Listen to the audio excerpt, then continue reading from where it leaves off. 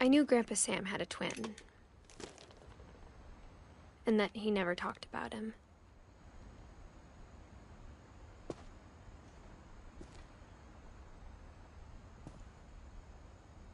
I guess my grandpa didn't like history any more than my mom did.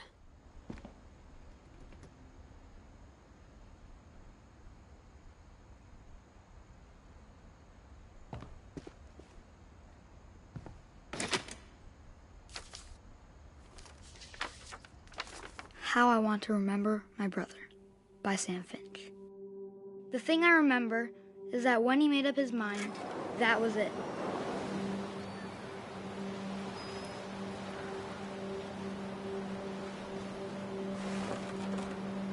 My brother said he'd die before he ate another mushroom, and he did.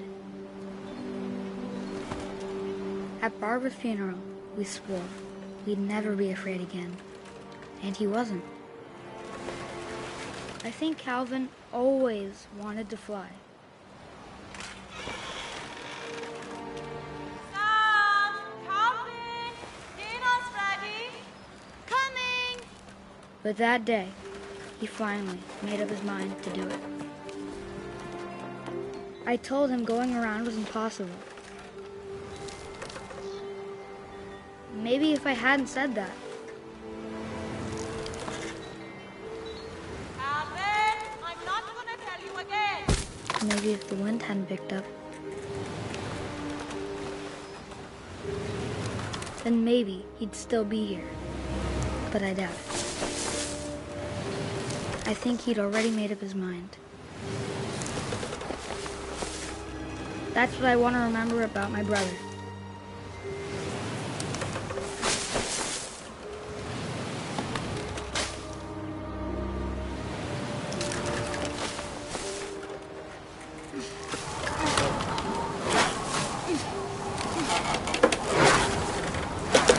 The day he made up his mind to fly. And he did.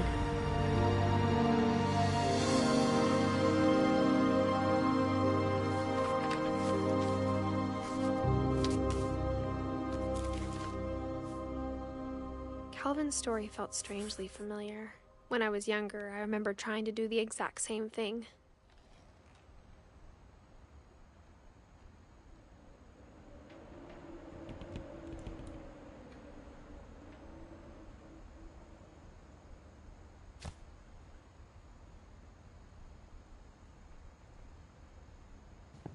After the funeral, Edie roped off Calvin's half of the room.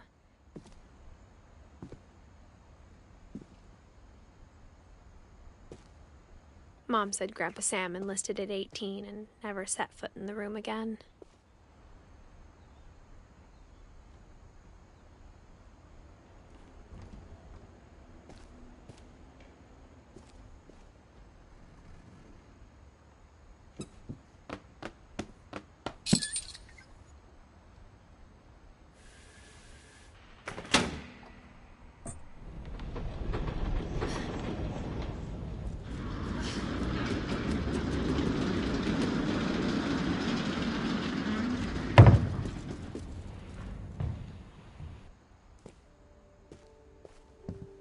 The passages were a pretty tight fit.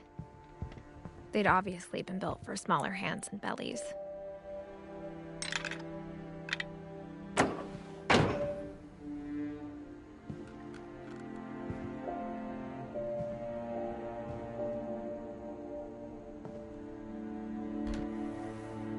Barbara was a child star for 2 years, until America grew out of it.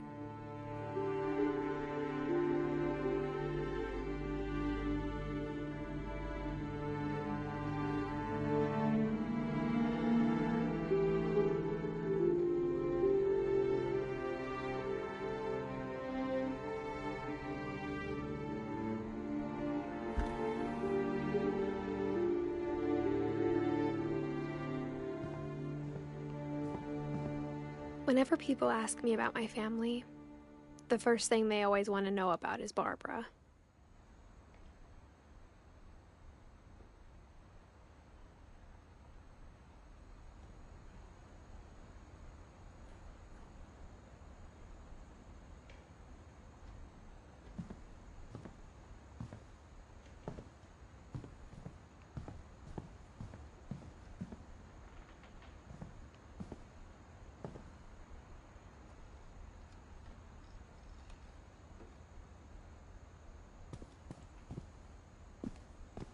Mom must have locked the third-floor stairs on the night we left.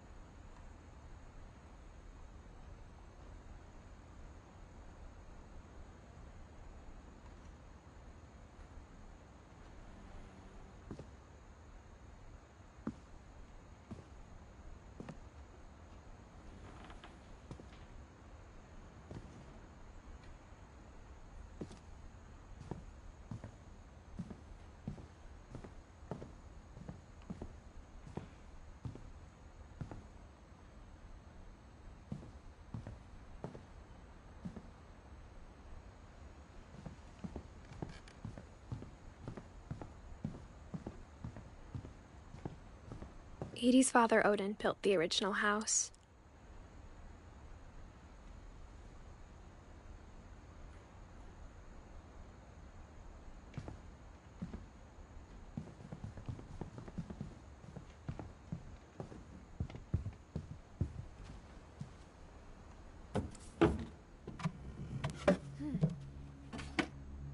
Growing up, I always thought of Barbara as a child star.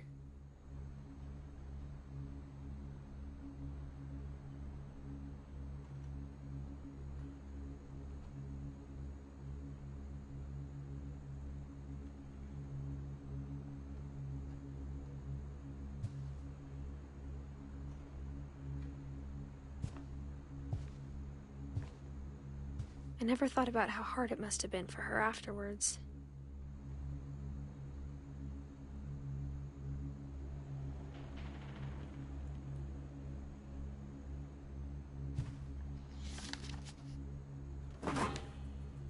Of all the stories people wrote about Barbara's death, I'm surprised Edie saved this one.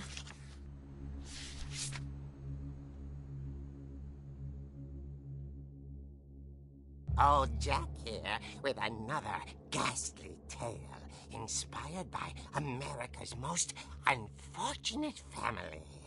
I'm calling it The Surprise Ending of Barbara Finch. As a child star, Barbara was famous for her scream. Now at 16, she was all washed up. A has-been. But in a lucky break, she'd been asked to perform her signature scream at a local convention for monster movie fans. It was just the boost her career needed. Unfortunately, her scream hadn't aged well. Getting better. I think you just need the right motivation. Her biggest fan and current boyfriend, Rick, was about to demonstrate when... Now that was a great scream. It was Barbara's father, Sven. He'd slipped into a table saw and had to be rushed to the emergency room. So Barbara got stuck babysitting her youngest brother, Walter. Her convention comeback was cancelled. Okay, I'm hearing frustration, but I'm not hearing terror. What if I tried... A gang of hoodlums in Halloween masks have been terrorizing Orcas Island tonight. Police are urging residents to... That came from the basement. You're right! Also, I loved your delivery on that. Why is your basement door locked? Because my dad likes making puzzles and secret passages. There's a key hidden in the music box. The secret is to keep winding and winding until finally the key pops out. Thanks, babe. I'll be back in a sec. 20 minutes later, Rick hadn't returned. So Barbara went to look for him, right on cue. She reached for the music box.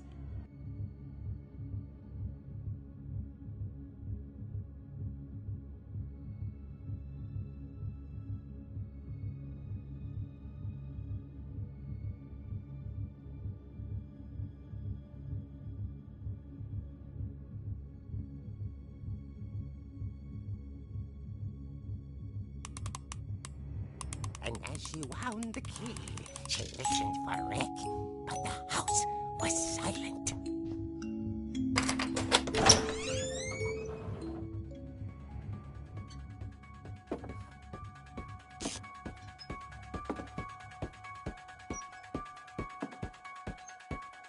She found Rick's crutch and imagined the worst.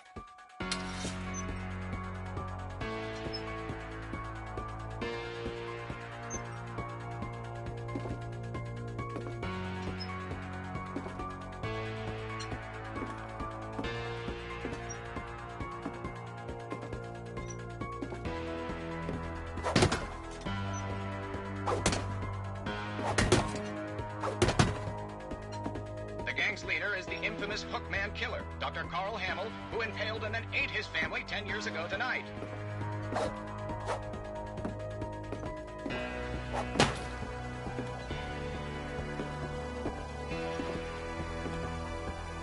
Old Finch rattled and grew still.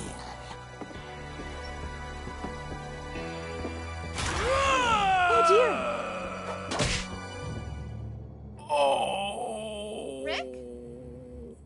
Barb, relax. I was just trying to scare you to help you find your scream. Well, I'm not scared, Rick.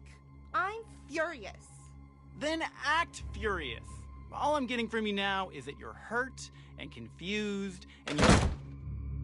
She threw him out, but she kept a little something to remember him by. Barb, have you seen my other crutch? And she was still holding it when she fell asleep watching the late picture show. Hours later... Barbara! Walter, what's going on up there? Ah! Okay, I'm coming up, but if this is a trick, you're dead, Walter.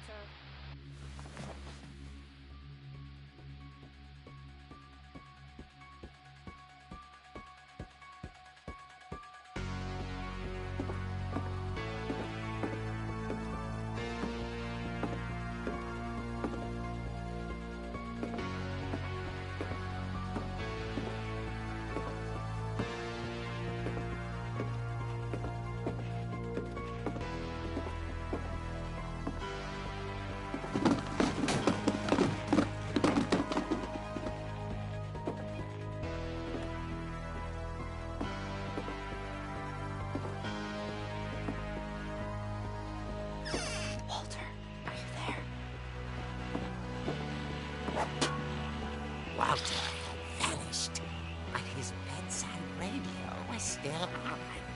Orcas Island police describe the man as 6 feet tall, with a steel hook for a hand.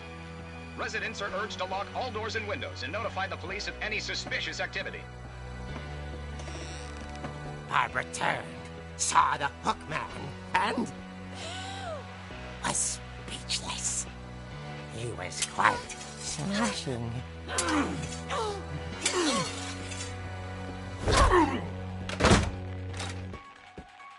And where he was, he couldn't get enough of Barbara.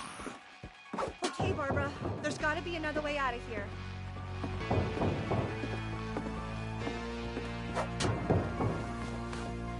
That night, she played her part beautifully.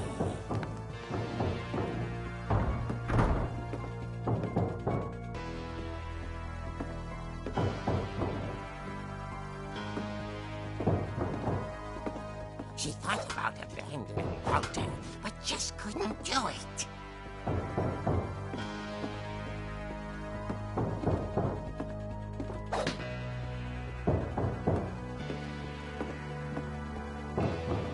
Molly's door hadn't been opened in years. The hinges groaned.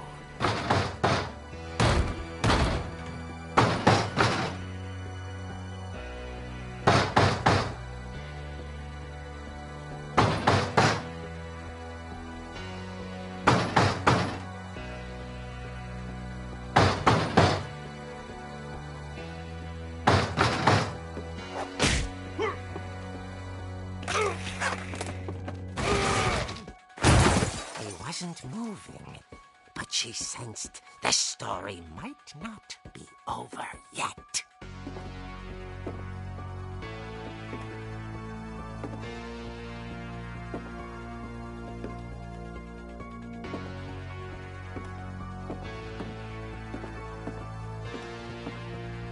The hookman had vanished.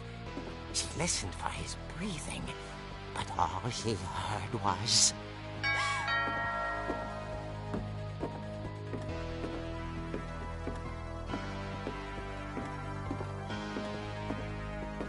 At the door, she heard whispering. It was coming from inside the house.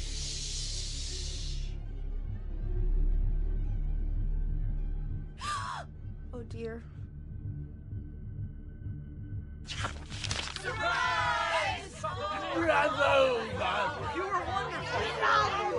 The monsters had come to surprise her.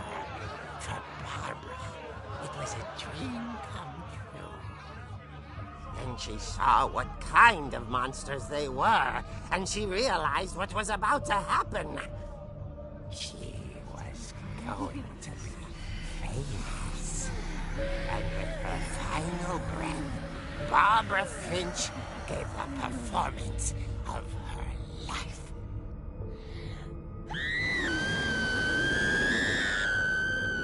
I wasn't there myself, but I hear Barbara was magnificent. Poor girl. She had a taste for stardom. But unfortunately, so did her fans. Of course, the police blamed it all on poor Rick, who disappeared the same night. And little Walter? Hiding under his bed the whole time. He took it all pretty hard, but that's another story. As for Barbara, tucked inside the music box is all they ever found of her. Her ear.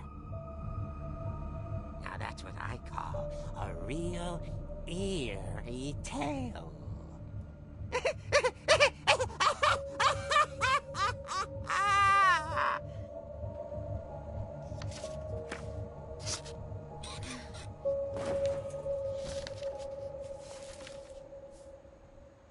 Edie told me all Barbara wanted was to be remembered, as absurd as that comic was.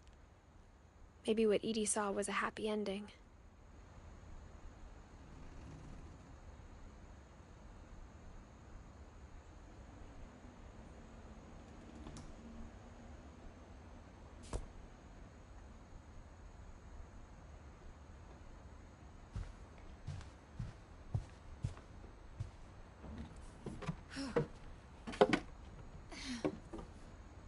I guess now I know why Mom didn't like me playing with the music box.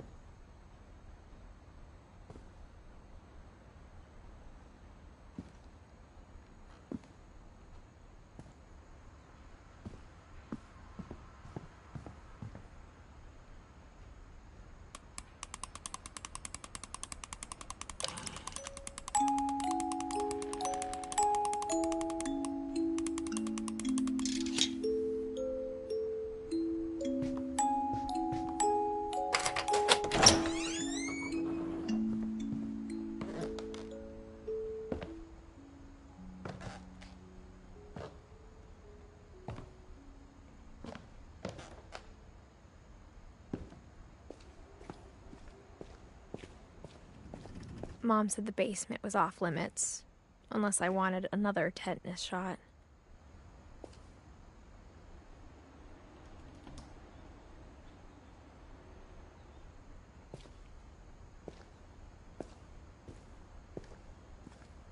I saw Edie sneak down to the basement once, carrying packages.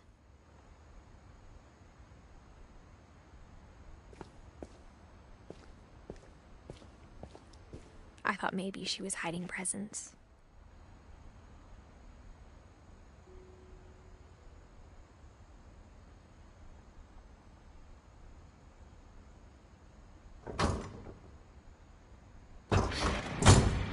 It turned out she was hiding a lot more than that.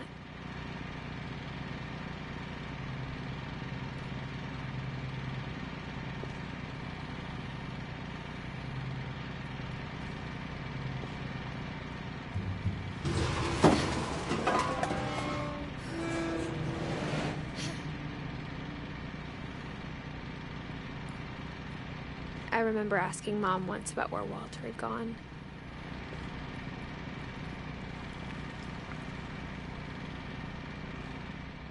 She said after Barbara died, he got as far away as he could.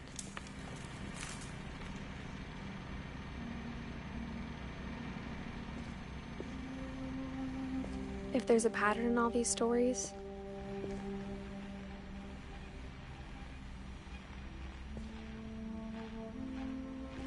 I think it's that none of us has gotten very far.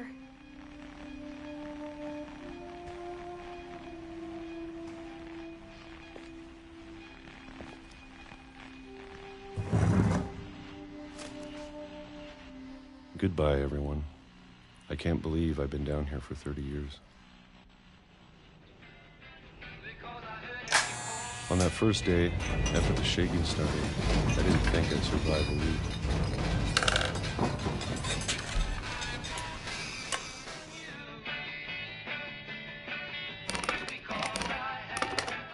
But after a few days, I settled into a routine. That's what kept me sane. Having a schedule, living for today. I always expected to be dead tomorrow. But if you wait long enough, you get used to anything.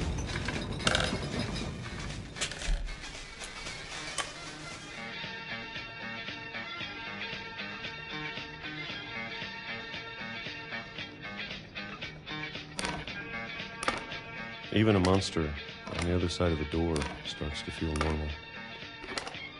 Almost friendly.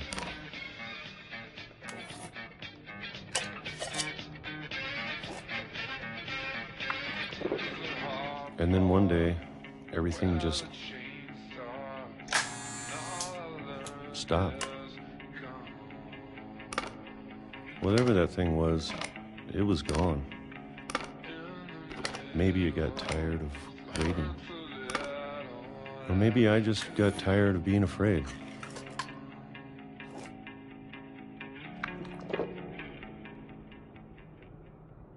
It's been a week now, the longest in 30 years. I'm done waiting. I have to leave while I still can.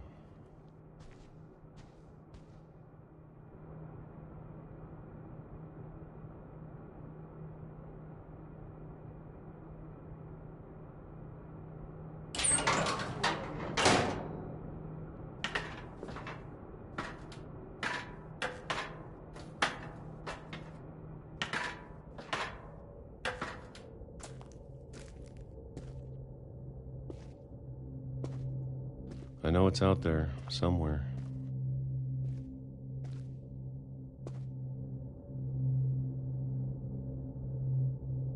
Whatever killed Barbara.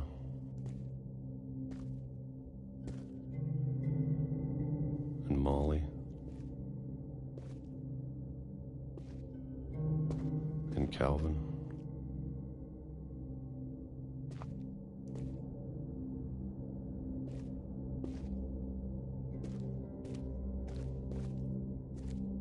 Maybe this is all a mistake. But I need to stop living the same day, even if it kills me.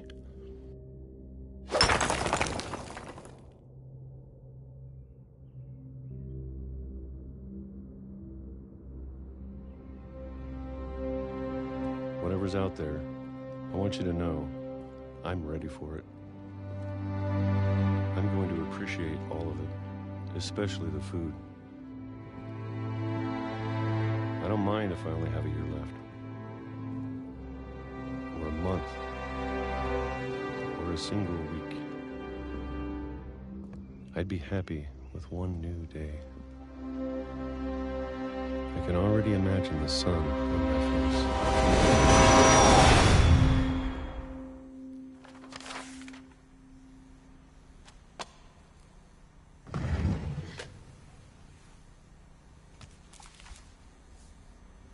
Walter died when I was 6. I can't believe my mom never told me he was down here.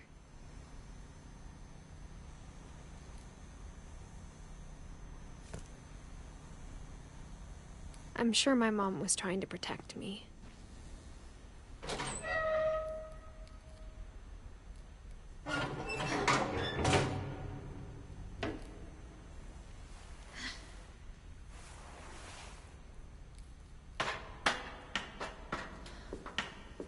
Maybe she was afraid I'd end up like Walter.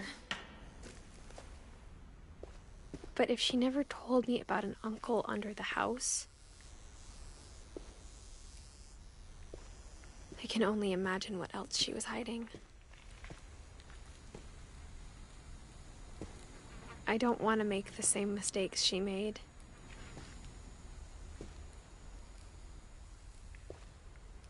Trying to bury something that's still alive.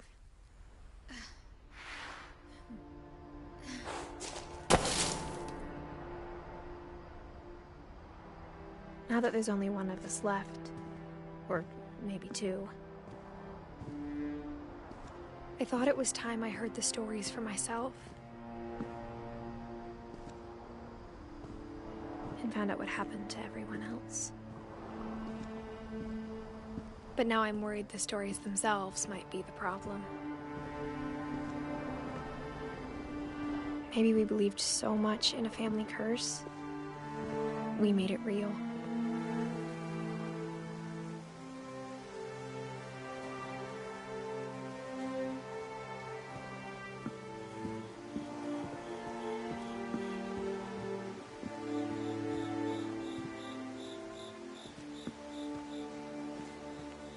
I don't know if I should even be writing this.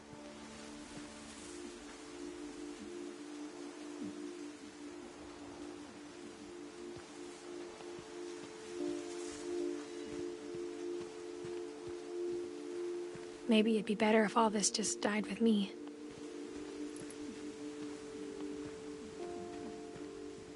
But I thought you should know about your family.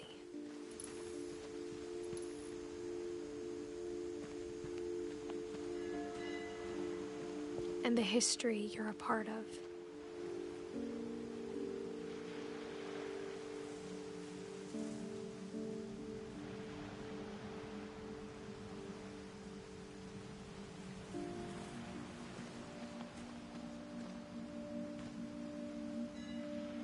Though to be honest, I feel as lost as you probably do right now.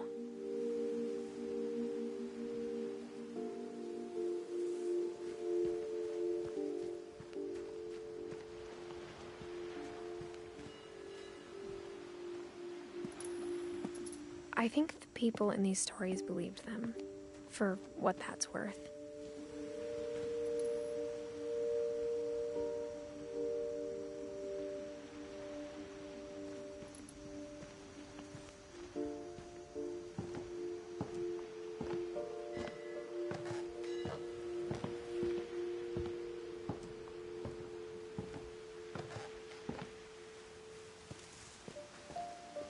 And when you look at the house, that history of imagination and stubbornness and madness, any of it seems possible.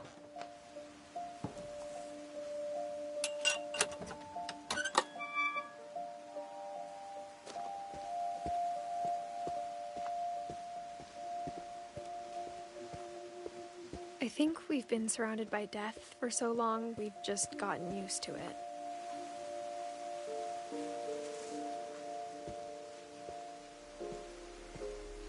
What kind of family finishes building a cemetery before starting the house?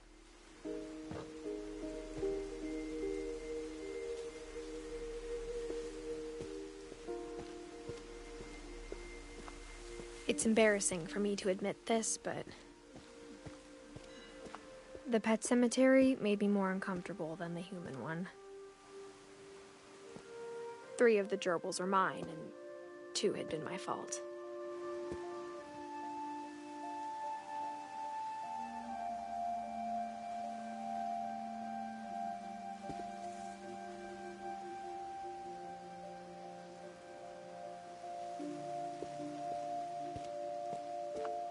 Sven built the house, but it was Edie who designed the cemetery.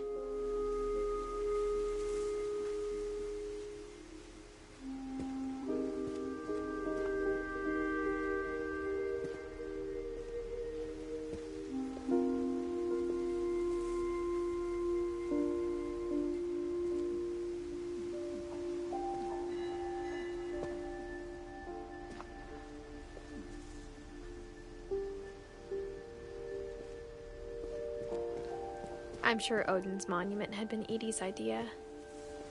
My mom was always trying to move on, but for Edie, the past never went away.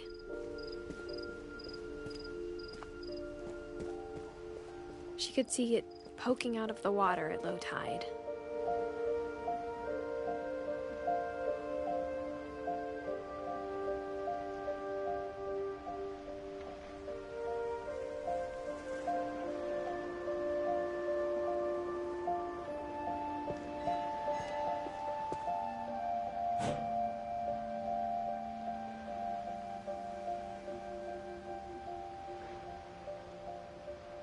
Edie said she dreamed about the old house every night.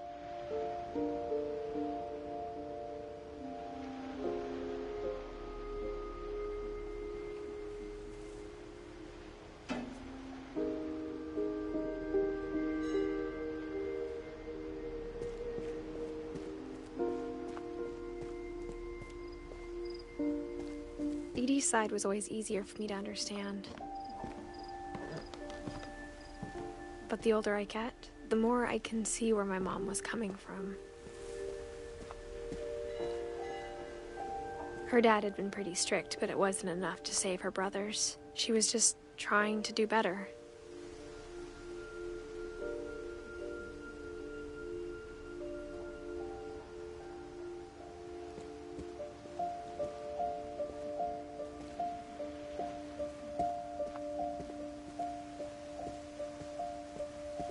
There's so many things I wish I could ask my mom now. Part of me thinks this is what she wanted all along. For me to come back someday and find everything out for myself.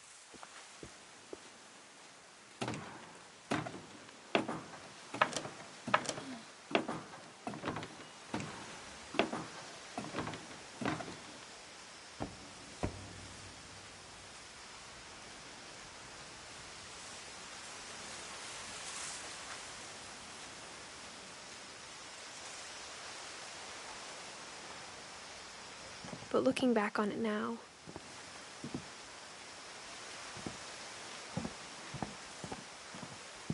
if she told me there was going to be so much climbing, I never would have come when I was 22 weeks pregnant.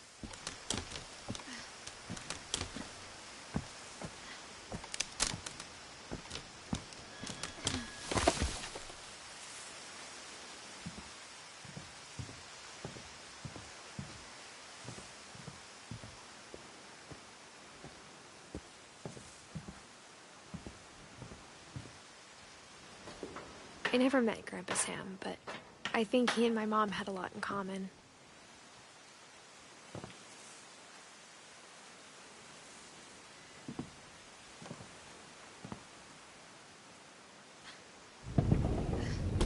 They were both pretty intense.